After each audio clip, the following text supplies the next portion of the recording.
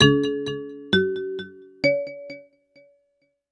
Well, speaking of computerized stuff, Yep. computerized document control systems have been around a long time. Almost any company of, at least medium to large, Sure. has some sort of automated system, sort of document management system to keep track of, bills and materials, CAD drawings, processes and procedures, and to track revision levels and signatures. Most of them use some sort of software-based document control system. Some are like local client-server apps, some are cloud-based, but they do the same thing. They maintain order and accountability with the documentation that pertains to your company and its products. Now, when we look at software QMS systems, we see something that looks strikingly, to the novice anyway, to me, like a document management system. So what's the difference between the two? So to answer that question, we have Tim Lozier, Director of Product Strategy for Verse Solutions and author of the article 6 Signs Your Document Control System is Effective. Hi, Tim. Hey guys, how are you? All right. So when we talk about software-based QMSs, and obviously a company you work for makes those, no big surprise there, aren't we really in essence talking about a document management system, one that's tailored probably to quality issues perhaps, but it's a document management system just the same. So, and most document management systems that people might have in-house have things like signature routing and other automation. So why wouldn't or couldn't a company just repurpose their in-house document management system to handle the same functions as a software QMS? Well, I mean, I think when you start to really look at it, the quality function within a company is going to want to have a certain level of control beyond just a document management system in terms of managing records. And if you think about it, the whole concept of what we're doing in quality is to exert a level of control that affects product quality. It affects how we put products out, how we improve and change. So, when you start to really look at the concept of how do you control in a more defined fashion, you want to have the right workflow, the right approvals. You want to be able to have a system that's designed to not just be a check-in, check-out system. You want literally the deepest level of control and deepest level of access. So when you start to really look at the idea of quality management and document management combining, there's a certain level of uniqueness that I think you can get from a QMS building into document control. We're going to talk about a lot of these things in our webinar, but what I see as the benefit is not only just the idea of controlling your documents and having the review and the approval cycles and the change management, so when you're revisioning it, but also think about training. A document's only as good as the people who are trained on it. So how are you actually taking documents and procedures and work instructions and all these different document types, and how are you exerting that into the people within your organization? How is a release document going to get trained on properly, and how do you know that the person has been trained on it? So there's a lot of things that you can connect to the quality function around document management that truly can't be done necessarily in a traditional document management system, but needs that level of control that only document control can offer.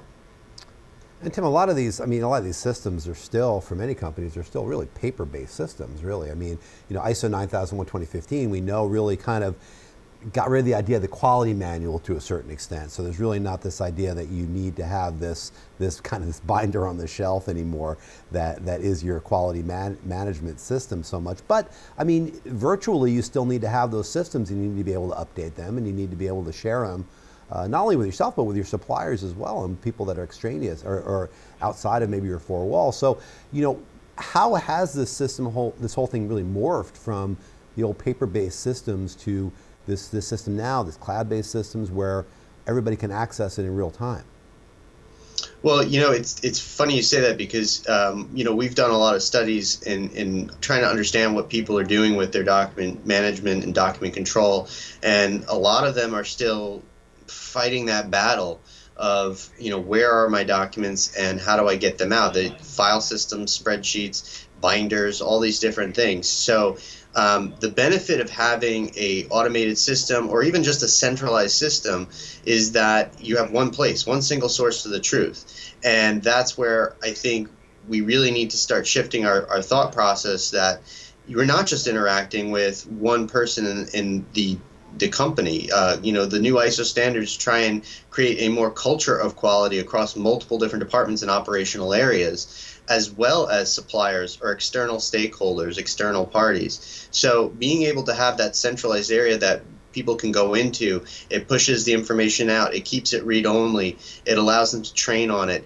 Having that one place, one single source of the truth that everybody can go into and consume really opens that scope to what document control was once just quality records or records that you need to manage, to a truly controlled system for all documentation, all processes that everybody in the organization, including people outside your four walls, can consume.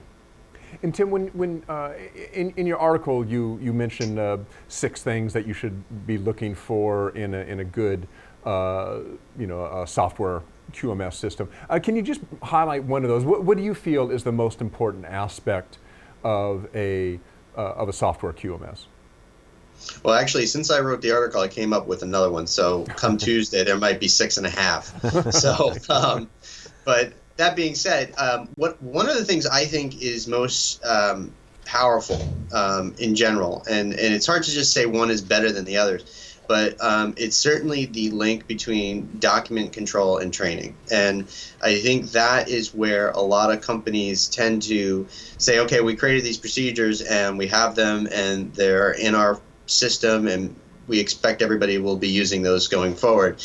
But I think what the ability of having training records and associating training to approved documents is extremely powerful, because you can actually configure a workflow, or you can create a process where a document isn't finalized, it hasn't been released until people are trained on it.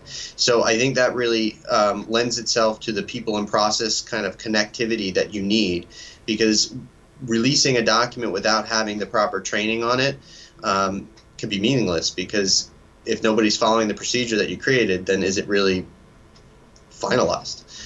So that's just one of the areas. I mean, I think there's a lot of other aspects in terms of, being able to have the right revisions and being able to have workflow to match all different document types. But if I had to pick out one, it would be definitely that training link between people and process, along with technology as the driver to help with that. Okay, well, as you've mentioned a couple times, we do have a webinar coming up on this I'm very shameless, topic. I know. So if you're interested in learning more about this topic, we and Verse Solutions are joining forces to present a webinar called Building Effective Document Control in an ISO 9001 2015 Quality Management System. The webinar happens next week on Tuesday, November 7th at 2 p.m. Eastern.